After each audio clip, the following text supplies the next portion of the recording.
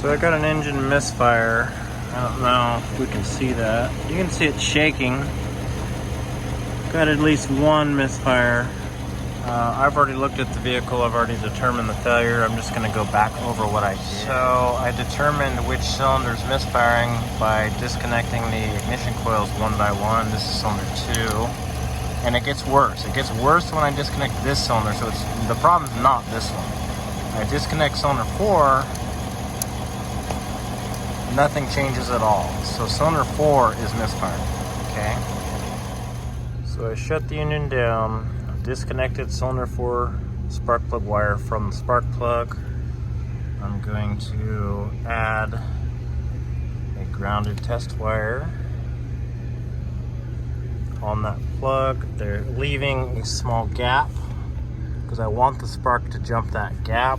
The wire is connected to battery ground, so the spark should be able to jump that gap to ground. If you do not supply your coil with a ground, you're going to destroy your coil and overheat it, so don't do that without supplying some sort of ground path. Now I'm going to start up the engine, make sure I have spark, because spark is going to be the fastest and easiest thing to check. So I started the engine back up.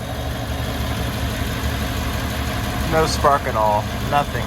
So now I know my misfire at least has to be related to this no spark on cylinder number 4.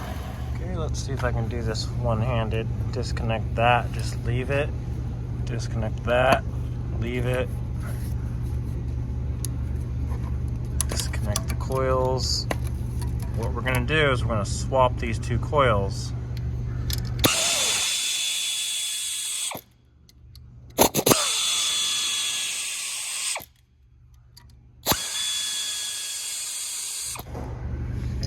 All I'm going to do is put cylinder 4 coil in the cylinder 2 space, and the cylinder 2 coil in the cylinder 4 space. Oh, say goodbye to that bolt.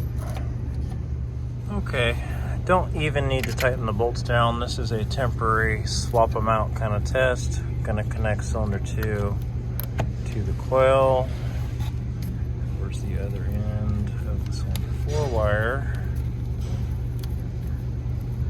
Plug that into the coil. Remember, this coil was previously cylinder 2, and this is our suspected bad coil that came from there. Okay, started up after swapping the coil, and I left this one disconnected just so we could see. Plug that in. Strong, beautiful spark. That's what your spark should be doing. So this is definitely a faulty coil. This one came off of cylinder 2 here. This is our faulty coil that came from there. Okay, and the last thing we want to do is ask, well, why did it fail, okay? I don't want to just replace the coil, put it back on, and then see the vehicle come back in 2 weeks with another bad coil. I want to know, why did that coil fail? Is there any reason? Maybe there is, maybe there isn't. So what I'm going to do is I'm going to remove that spark plug and inspect for an excessive gap. So here's that cylinder 4 spark plug. Looks just fine. I would not have any problem replacing the ignition coil with a plug that looked like that. That's pretty much all I got on how to do a quick swap out kind of test on a coil on plug or coil near plug ignition system. This kind of applies to any kind of engine, could be any amount of cylinders, any kind of vehicle, so long as it has some sort of ignition system that you can swap parts on.